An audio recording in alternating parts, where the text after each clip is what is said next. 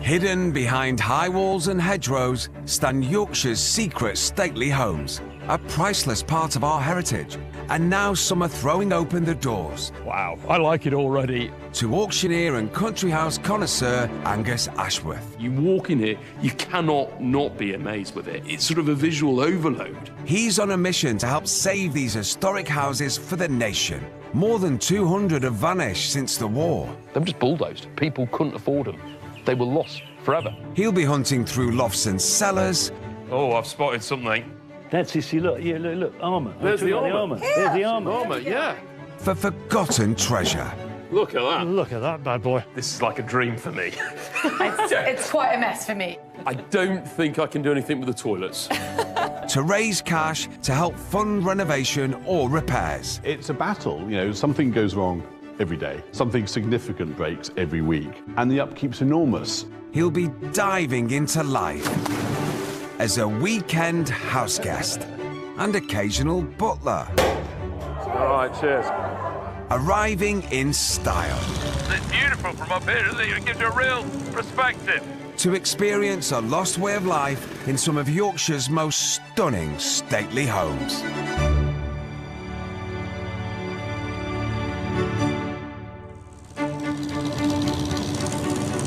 Oh, God, look at that. We couldn't have had a better... The sun's out. It's an amazing view.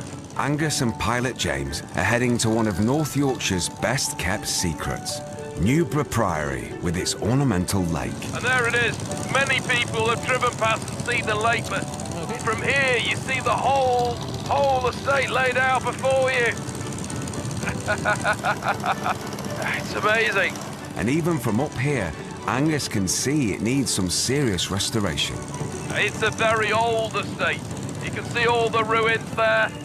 The house is a Grade 1 listed mansion with 11 bedrooms, surrounded by 35 cottages, countless outbuildings, 20 acres of gardens and parkland, all sitting within a vast 6,000-acre estate. So, guys, find a carrot or two. We need quite a lot. Stephen and Alice Wombwell and their 5 children have lived there for 15 years and are the current custodians of this ancient house. It's a family home, and that's what it's been for nearly 500 years. It's been our family home. But with age comes trouble. Because it's so old, that's where the problems come in. There's always something trying to fall down or break, just because it's a very, very old building. Currently on the broken list are a derelict wing, several gutted rooms in the main house, and the clock on the clock tower, which mysteriously stopped working in 2010. Yes, character is what we always call it. Basically means it's knackered. Anything falling apart, character. Here to help their funding problems is Angus. I mean, look at it. It is wonderful. Newburgh Priory. I mean, seeing it from the air, the lakes, the ruins. It's gorgeous. A mismatch of eras. But you see the ruins on the outside? What's it like on the inside? Well, I'm about to find out. Hi, how are we doing? You all right? Hi, lovely to meet you. Hi, Angus, Stephen. Nice to meet you. Lovely to meet you. Wow, looks an amazing house. Excellent. Well, do you want to come on in Please, and have a look, and we'll show you around? Thank you very much.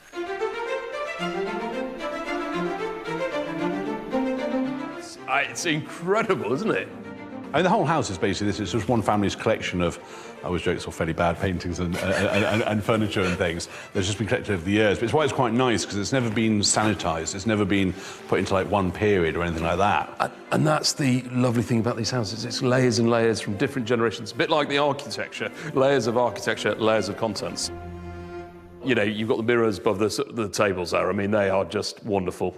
No, the mirrors are rather fantastic, because they actually paid off the last bit of the inheritance tax that we still had owing from 1986. Yeah. And so we actually gifted these to the nation. They stay in situ here, where they were designed for, but we don't technically own them anymore. So I can borrow them? So absolutely, come do your makeup in them. And Offsetting inheritance tax using a government scheme ensures that valuable items important to Britain's heritage remain here and can't be sold abroad. But they still do own the damp, the leaking roof and the crumbling stonework, all of which need constant attention. Annual running costs at Newburgh are around £150,000.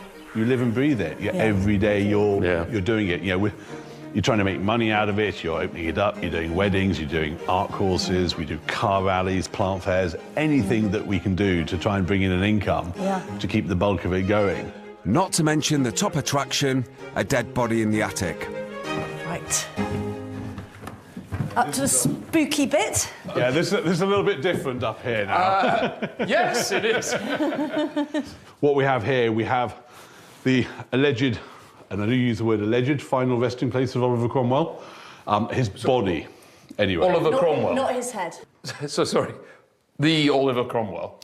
Yeah. That's his body's in there. This is meant to be his final resting place. So the story goes that his body was hung from the walls of London, head on the Tower of London. Mary Cromwell, his daughter, lived here and is meant to have gone down there, brought him back up here, and because she wasn't meant to have the body, she buried him literally up under the roof, and then it got vaulted off like now. It may be just a story. No one knows for certain if Cromwell's body is actually in there. Anyone, I don't know, x-rayed it or something to see Don't if there's unsettle them.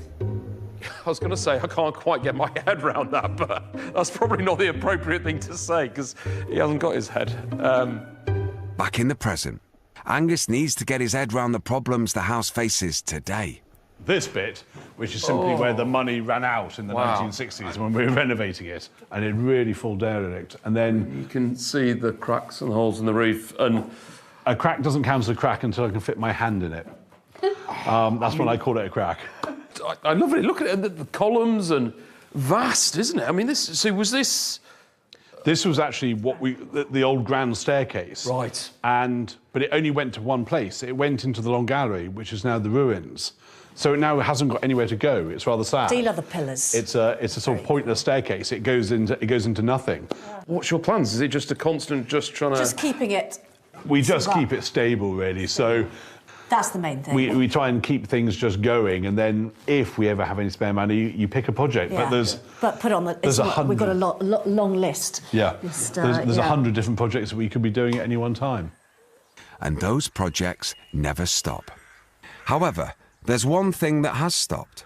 Obviously, this is the clock tower. What's happened is the face of the clock has blown out slightly. It stopped the motion, and then it burnt out the clock mechanism because it was always trying to force itself to go round. So this is kind of your next big project? We never have the money for these big projects, so a little bit of grant funding, and hopefully, you know, what we're able to just dig out around the place with you a little bit might just help contribute towards it and take it from an impossible project to one that we can actually get done.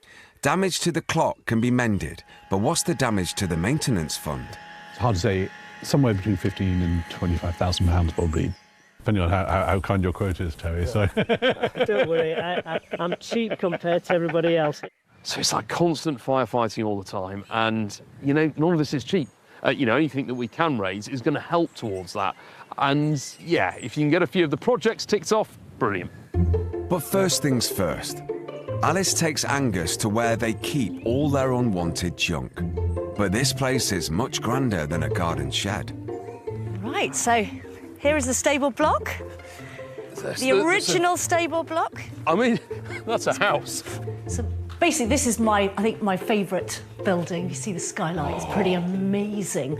But it's become a bit of a junk house. Well, I've spotted something already. Oh, brilliant.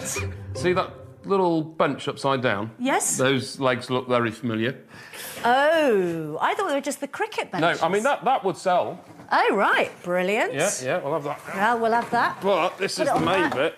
I mean, it's a little bit tired. It's been broken. It's got water damage massively. But it is Mouseman.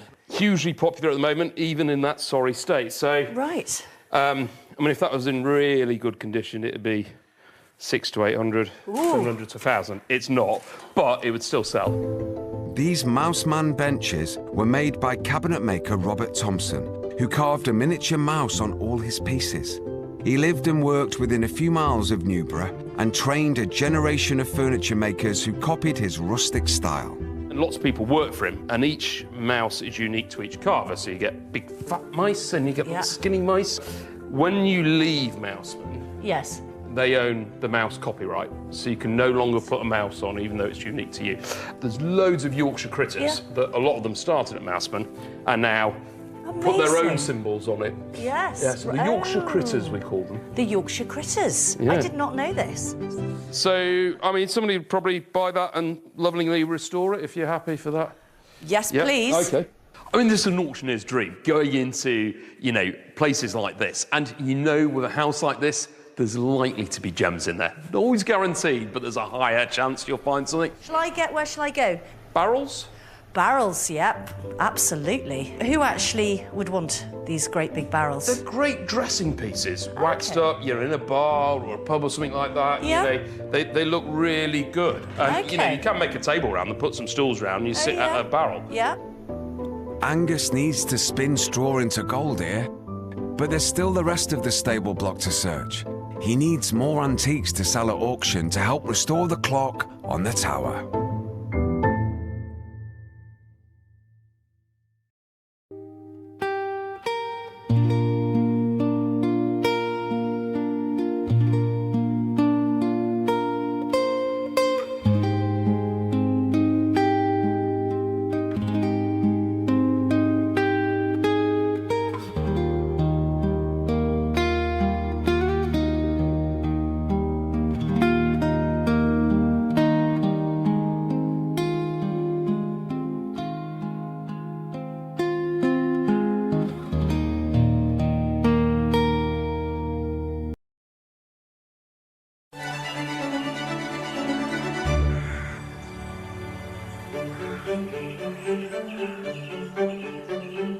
Auctioneer Angus Ashworth has been invited to stay the weekend at Newburgh Priory by Stephen and Alice Wombwell.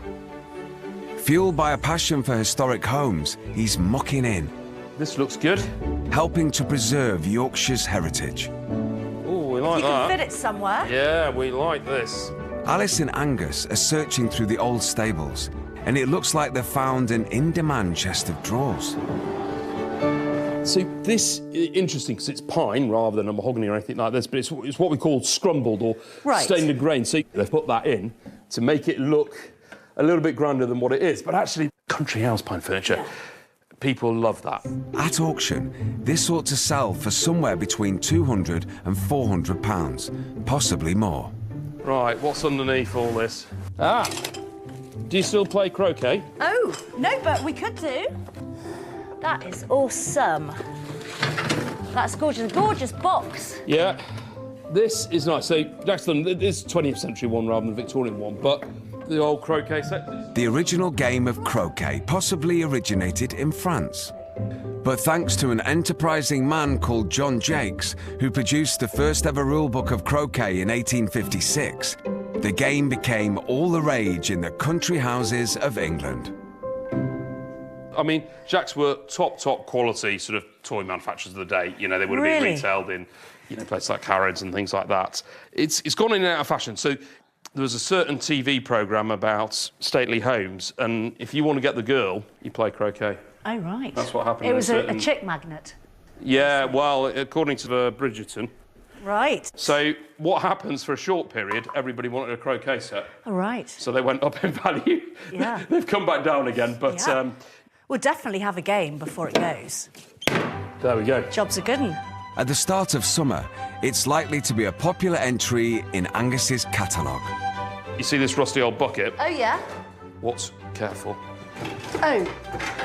Yes. Yeah, these are very cool. Look at these. They are lovely. Are they surplus? Yeah, so these were for the water garden. So these are really sort of garden plant labels. You would have had your shrubs out, and your gardener would stick this in next to the lawn, and you put that in, and people would pass go, oh, and that's a Pini Larico. That is the gem. You know, we're not talking thousands, but, you know, certainly hundreds of pounds or low hundreds, but just lovely, lovely things. These ceramic tree labels don't look like anything special, but garden antiques is a booming market. Oh, my word. Oh, yes. Slightly scary. OK. I adore my dog, but I don't know if I could sort of see him looking like that. Right. But the Victorians love nothing better than stuffed animals as interior decor features. So I don't think we're massively huge money. Probably sort of 100 to 200 on the heron, something like that. The dogs, that's a little bit of a different one, is that? I wonder if is it a foxhound? Or is it a Labrador? Labradorish, I think. Yeah. It looks quite sad. Yeah.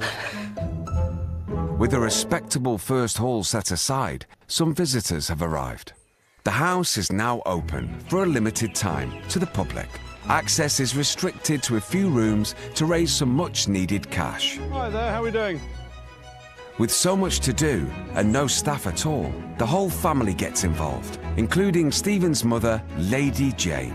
Good afternoon, everybody. And trying hard to be a good afternoon. I hope you didn't get caught in that rain. My role here today is backup. Because basically we've handed it over to Stephen and Alice, other children. But I come down and bail out when necessary. Stephen's parents ran the house for 25 years, and despite being advised to sell, kept it afloat with hard work and many sacrifices. My parents took it on in 1986, and all the professional advisors, everyone advised my parents to sell it. And they couldn't, like no generation can. And so now it's our responsibility to develop it and diversify it and take it forward. Another revenue stream is the cafe, but Angus has concerns about the pricing. You're making literally about 20 pence on a can of Coke, and you've got VAT to come off that, so you're making like 8p. It's, you know, It's not helping things, is it, really? No. I think your tea and coffee should be £2, Okay. and your hot chocolate should be £2.50. Okay. Or you could uplift Yeah. that. Yeah. So you could do a fancy hot chocolate, Yeah. squirty cream, which has a long Squirty shelf cream, life, a yes. couple of marshmallows, that's Yeah. stock that doesn't go off, it's non-perishable, and you charge £3.50. Angus has experience of running a successful cafe at his auction house, so he can see the potential. With very small tweaks, probably up your takings by 20% in here without even people blinking an eyelid. Right. Do you think the cakes are at £3.50 for a cake? £3.50. You get a good slice. Yeah. You get a big Yorkshire slab. So I think that's probably about right. Yeah. We may invest in a posh coffee machine where you press. I think you actually have to be trained in how you do it, and I don't know if I've got the patience for it. You can do it. I'll teach you how to be a barista, yes. And there's more. The other thing I've spotted, products in terms of merchandise, you've got postcards for sale Yes. and nothing else. So Newburgh Priory should be a brand, Yeah, yeah. and people should be, oh, look, Brand. I I've need got to my be carrier writing bag, this I'm down. going shopping with my Newburgh Priory. They want to buy into that. It's like the estate, they want to feel part of that. So That's a really good jute idea. bags, you know, easy, everybody uses them. You can sell those for a tenner a pop. They're So that all would be good. great things. So there we go. Yeah. We're going to turn this into a little gold mine. Yeah.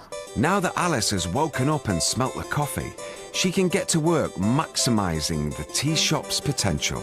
With the last house tour of the public rooms done, Angus enjoys a tour of his own, getting an exclusive look at where the family really lives. Thank you. So this is the private quarters, so to speak. The bit we live in, yes. Yeah. It ranges from clutter to mess normally. Wow, it looks lovely. This is your kitchen. So this is our kitchen, yep. This Yeah. is where we spend quite a lot of our time. Spend all our time in here. Half the Yeah. home. Yeah, it's nice and cosy and warm. Oh, this is wonderful. So this is our sitting room, which, you know, I mean, all looks very smart, but it's not do you know really. what? It's just a comfy room. Film night on a Saturday night. But in this cosy domestic spot, ex-soldier Angus is about to discover something of great military importance. Do you know what this is? Right. Random So silver box, the but box often has not. been made up. That top bit is that's Victorian crown. So this would be the gentleman who was at Balaclava. Yep, George Orby. So that would have been his. You wouldn't have had a big box like that. It would have been a smaller box, and that went across your cross belt. Oh, right. Oh, radio. So that's off his cross belt, That's- and then they've made a box out of it. So they Wow. have these sort of silver pouches That's on their interesting. cross belt. Actually, we probably rode down when he rode with the Light Brigade with Cardigan. Yeah, so that's Oh, very cool. incredible. Oh, Well, that was wow. in the charge of the Light Brigade. Can we put that somewhere special? We might move it from now Thanks. Okay. Crossbelt pouches of the period fetch as much as £600. However, one that survived the pointless but heroic charge of the Light Brigade where over 100 British cavalrymen died charging Russian guns, might be worth between £3,000 and £4,000. This needs celebrating. This needs to go into a room with his medals and take pride of place, because that is just history in my hand. Oh, wow. And there's another piece of history just hanging around in the drawing room. So that's the sort of the one really big, famous, I suppose, painting that we have. So that's a Van Dyck. Of course it is. Yeah. They fought over it for a few years. It was down as School of Van Dyck, and there were lots of arguments. And then they said no, it is a Van Dyck. Van Dyck was a Flemish Baroque artist who became the top portrait painter at the court of Charles I between 1632 and 1641. But as with so many other parts of the house, the room needs major restoration and has a huge crack to prove it. The Georgian Earl did all this in the renovations in the 1700s. He put these 3 domes in, but he cut through the A-frames to do it, and never tied them back in again. Because he was this sort of hooligan architect. This could be a major problem. Yeah, eventually it will become a major problem. We've got the tells on it, so it doesn't get any worse. We monitor it, and we keep an eye on it. But, yeah, the cracks begin to get a little bit scary at this point. Another costly repair to add to the list. So you've got that amazing art, and then you've got the house that's about to collapse, and you can just see the costs. And I'm sure at some point it comes a decision between the Van Dyck or the cracks. Right, Angus, I will show you to your bedroom, to your lodgings. So actually a lot of these pictures... Wow. I love this corridor. And I love all these cabinets of just little bits. Yes. Bijouterie cabinets, yeah, lots of miniatures. And here is your bedroom. Wonderful. Just watch the hill. Some people have fallen over. There's a sort of big slope. A reason for that, or is it just sagging a bit? It's part of this house, really. OK. Well, it's wonderful. Look at the views. It's incredible room, and... it's great views. Oh, are you talking about the... Yeah. Yeah. Yeah, I mean, it's not every day you sleep with a horse's hoof in you. No. But it was a real thing, normal. wasn't it, in the, Victorian... Or 1903, so just out of the Victorian period. Right. Favourite Hunter, the property of Sir George Wanwell. So it was a real thing to preserve them. And it was a mark of respect, actually, for the horse. Yes, I know it seems a bit macabre now, but... Yes, a little bit. So there they are. They'll be just watching you when you go to sleep. Lovely, thank you for that. So, hope you sleep well. It's time for dinner, and Angus takes his place round the kitchen table for a family meal. All of it bought by the ever-budget-conscious Wombwells from Aldi. Cheers, and thank you very much for having me. Yeah. Oh, I need to get some water. Angus's weekend is halfway through. Tomorrow, the search for gems to sell at auction continues, as well as preparations for a big event that will help fill the family coffers.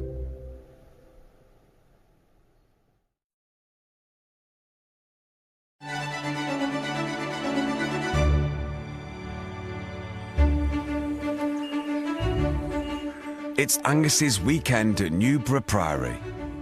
And there's a wedding booking, one of the main income streams for the house. So I'm afraid we're back up into the... I like it up here. You recognise this bit. But before they get stuck in, Stephen and Alice want to show Angus some junk upstairs he might be able to sell at auction.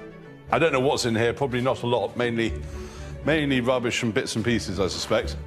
There's an old stair lift, I'm not quite sure what that's doing here. This chair's it's a good...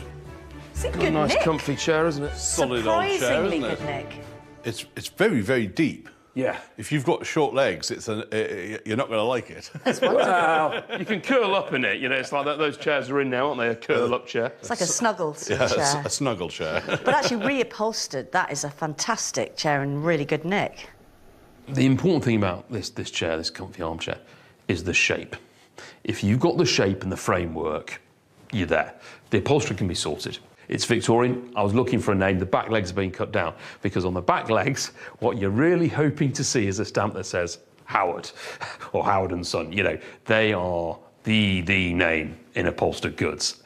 Howard chair, even a wreck, you're into the thousands. So, and this is the sort of house that would have them. Furniture makers Howard and Son started in 1820 and still make furniture today. This could be a Howard, but there's no name stamp. If it was a Howard, fully restored and reupholstered, it might be worth as much as £6,000. That's a beautiful chair. What exactly is so it? So it'd be Victorian in date. It's what we call a bobbin turn chair. So it's these little bobbins. Yeah, a sort of a design phase. It's nice. Style at that time. Just without the it's quite nice. Yeah. Actually, the back gorgeous. middle ones. Isn't the back Yeah, the gorgeous? back's almost nicer. Yeah, well, you see, that's been covered. And look how that'll come up, that lovely colour that's been against the material. That's just been rubbed and rubbed and rubbed. Yeah. That's quite beautiful. If it was all fixed up, you know, a couple of £200-300 is probably all it would do. It's a shame, isn't it, with brown furniture? It's so stunning. Yeah, 100-200 years old, solid, will last another 100 years and cost nothing, but everyone will go buy some flat pack stuff that falls to bits. Yeah. You know, the trees for this were grown hundreds of years ago. It's incredibly environmentally friendly. Exactly. There's no carbon footprint. Exactly. You know? So you'd like to think it'll come back round, but when that'll be, I don't know. This chair is an ideal project for a top-end restorer. Altogether, everything that Angus has found that can be sold looks likely to bring in a 4-figure sum. But anything can happen at auction. To keep their heads above water, Stephen and Alice have put every square foot of the 6,000-acre estate to work. 160 acres have been planted with Christmas trees. I've got the kids here to give us a hand today. Oh, we've got some helpers, excellent. Yeah, let's load up. With the kids in tow, Stephen takes Angus out to lend a hand. So how many sort of trees would you harvest a year? So we'll be looking to harvest about 35,000 trees a year now. I would. You must furnish every home in Yorkshire with a Christmas tree. I wish. Do you get one in the house? Yeah. Yeah. So, and it's hard work. You know, I do quite a bit on it. There's something always going on. So, you know, you prune, you base prune, you lead control the trees. There's more to it than just letting them grow. Absolutely. These modern non-drop Northern fir, you have to look after them 24/7. Right. They're basically the sheep of the tree world. If Oh, they can gosh. find a way of dying, they will. Stephen has gone into partnership with Wilf, an old friend of 40 years standing. Morning, Wolfie. How you doing? All good, thank you. Are you well? Yes. Wolfie, let me introduce you to Angus. Wolf, this is Angus. You're all right. Nice to meet you. This is our labourer for the day. Oh, very good. These are Fraser firs. They're skinnier, tighter trees. They smell great.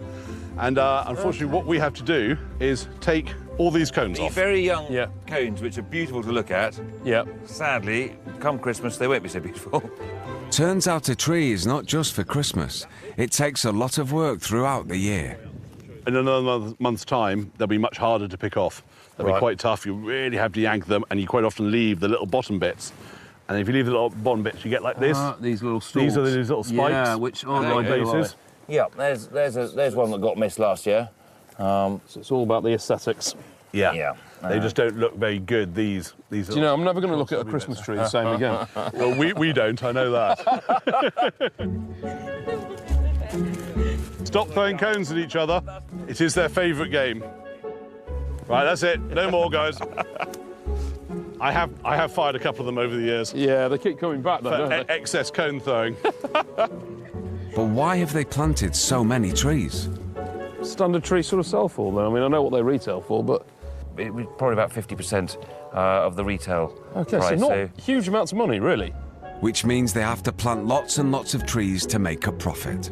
And future plans, what are we... Where's it going? Christmas tree domination. No, it's you know, we're to scale now where we're into a cycle of roughly planting the same number of trees that we harvest. So it's about maximising what we've got here, and then with a look to expanding as we can. To the wholesale trade, they sell around 30,000 trees annually. So in a good year, they can sell £600,000 worth. You know, they've become a major supplier of Christmas trees, but that doesn't happen overnight. It takes a lot of work. You need things to go your way. There can be a few problems that can hit those margins, but, you know, it's a great thing to see. After a morning of deconing Christmas trees, there's more work to be done back at the house. Another business that helps Newburgh Priory pay its way is weddings. So, yes, what I tend to do is just let all the plates stack on top of each other in size order. And that's pretty labour-intensive too. We probably move the furniture in China 40 to 50 times a year, probably. This is the main income driver for the house. Weddings are the main thing for that. It's all about weddings. Weddings. The more weddings we have, the better. As this wedding gets underway, the ruined wing comes into its own, providing a romantic backdrop. Not many places that have a venue like this, is there? And just to think that this was an old gallery that people would just walk down, you know, it doesn't feel like ruins. It's just this really structurally, special... it looks sound. It does look like it's been almost purpose-built, doesn't it, as a walled garden? Yeah, it really does, yeah. But there's something that's holding them back from maximising Newburgh Priory's potential as a wedding venue. They don't stay here, do they? They don't say, well, there's loads of places nearby, so we've got lovely B&Bs, and the long-term plan would be the stable block, and that would be an amazing place for the bride and groom and party to stay. But as with all these things, it's money, isn't it? But for now, everybody seems to be having a great time, late into the night. It's been a wonderful day, fantastic day. I'm pretty tired now, actually. You know, Alice and Steve, they work so hard. I mean, the wedding's still going on, you know, they'll be up monitoring that, making sure everyone's away. It is a challenge, constant firefighting and balancing act, but, you know, I'm glad that people take on the challenge.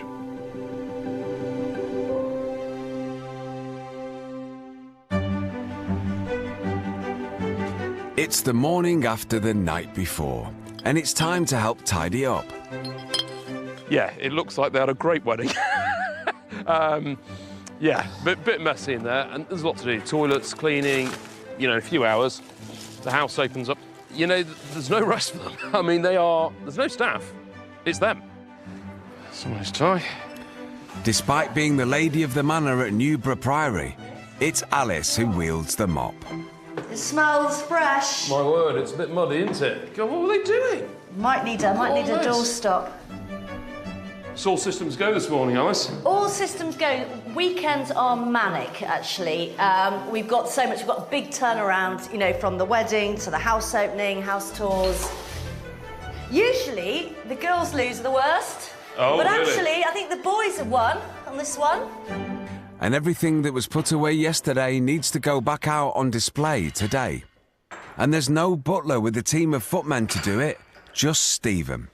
It's always just so there, is this? Just unbelievably, you never managed to actually drop anything yet. So just get everything up and running, and then hopefully some people turn up.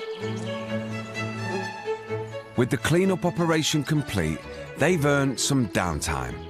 One last game of croquet before Angus sells it at auction. Well, you best go first, then. Oh, what? Ooh. Right, come on, Angus.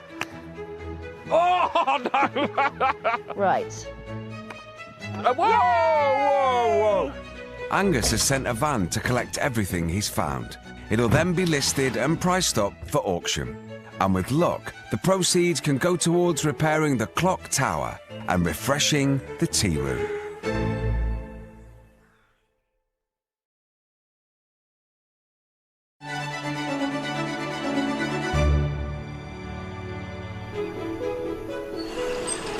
It's the day before the auction, and everything discovered at Newburgh Priory is ready to be sold.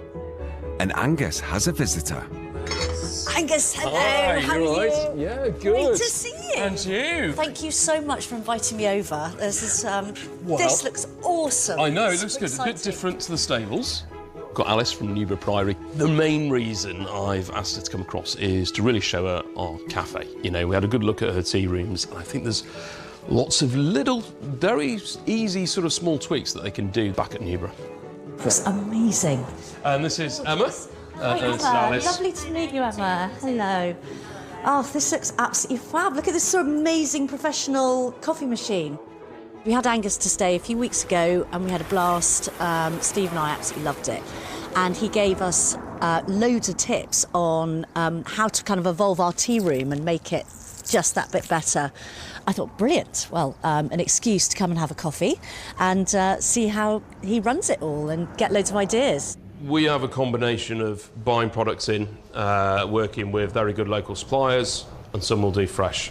Your Battenberg cake, look at that, it's a monster. Yeah. What we'd really love to do in the tea room is we want to give people a better product for a better price. It did have a bit of a shock. And we're not, you know, we're well within average. So even putting your prices up, you're not having people's eyes out, you're just being where you should be. And so we do a limited amount of merchandise, but these are all things that you can grow. And you don't have to do everything at once, you know, build it. Like we do mugs. But actually, I think Newburgh wants to be a cup and saucer with the Newburgh crest on it. They want to buy into that country house feel. Right, building the brand. That. Yeah, it's all about the brand. So this machine grinds the beans and it drops it into the thing for you. Yeah. The wood shot coffee. And then that's a tamper. That's automatic tamper there. So that squishes it down? Yep. Yeah, it's quite scary at first. So what I'm doing is I'm getting the froth on the top. Froth on the top? So now, Smoother. That's what you're listening for. And finally, the taste test. Ooh, how exciting. I've got to get a milk moustache. Yeah. And that's actually better than my instant coffees. Yes. I don't like to admit it. It's taken me 48 years to admit that.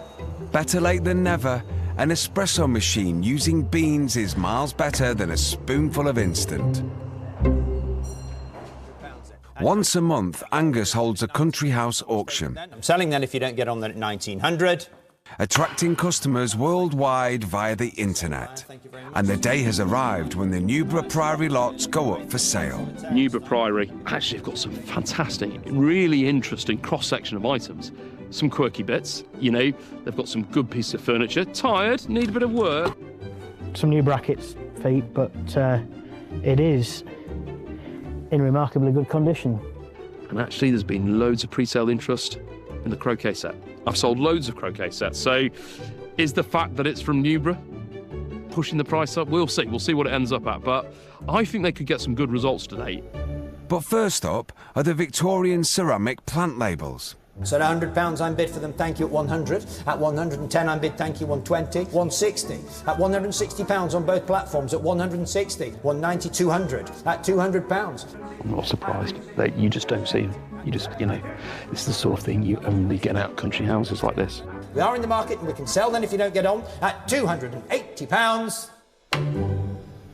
That's quite a sale for something found in a bucket in the stables. And we can start it at £200.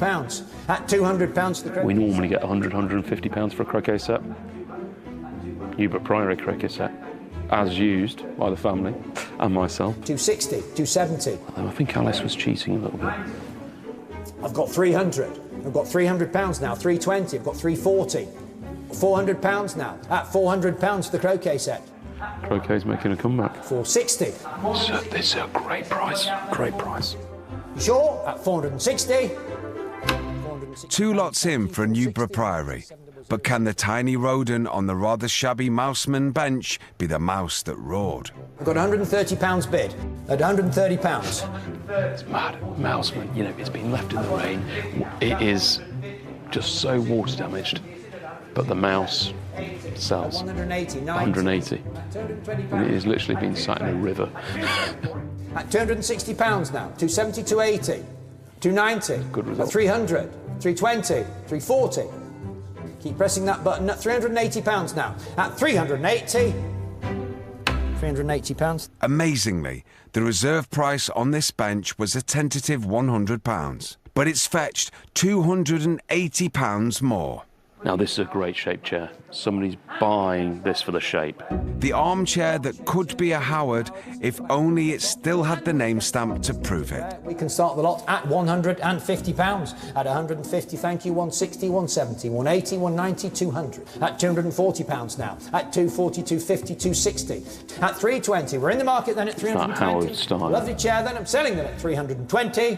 320. If it was stamped Howard, you'd have a nought on the end of that probably. And finally, the curveball. Does anyone want to buy somebody else's dead dog preserved for eternity? The internet's been going mad for this taxidermy dog's head. I know you probably think, why? Well, let's just see what happens. And where are we for this then, for the Labrador? Well, we can start this at £210. £210 opening bid. 210, at 220, 30, 240, 250, at 250, 260 for the Labrador. At 320 now. You won't believe it, would you? The internet is going crackers for this. At 420 now, 440, 460. 460 it is, 480. 2 internet bidders going head to head. 560. At 560, 580. At 600. At £600. Final warning then, at £600. £600, thank you. £600 for Labrador. Call me old-fashioned, but I like to see them whole, don't you? 729. Every dog has its day. And at £600, the Newburgh Priory dog has certainly just had his. It just goes to show one-off quirky things like that can sell really well. If we all like the same things, it'd be a boring old world, wouldn't it? In the end, Stephen and Alice sent 20 lots to auction and everything has sold. Now Angus is on his way back to announce the final total. I'm heading back to Newburgh Priory to see Stephen and Alice, and I'm really excited. The auction did really well. We got some good results. One lot in particular did really well. So it's going to be good to have a catch up.